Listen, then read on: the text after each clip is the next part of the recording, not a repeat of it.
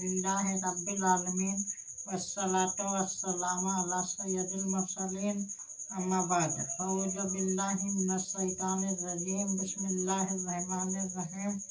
رسول کریم صلی اللہ تعالی علیہ وسلم کی دعا۔ حضرت اسامہ بن زید رضی اللہ تعالی عنہ سے مروی ہے کہ میں نے کسی ضرورت کی غرض سے رات کے وقت رسول کریم صلی اللہ تعالی علیہ وسلم کی خدمت اقدس میں حاضر ہوا۔ آپ صلی اللہ تعالی علیہ وسلم کوئی چیز چادر میں چھپائے ہوئے باہر تشریف لائے۔ جب میں اپنی بات پوری کر چکا تو میں نے رسول کریم صلی اللہ تعالی علیہ وسلم سے دریافت کیا کہ یا رسول اللہ صلی اللہ تعالی علیہ وسلم، آپ چادر میں کیا چھپائے ہوئے ہیں؟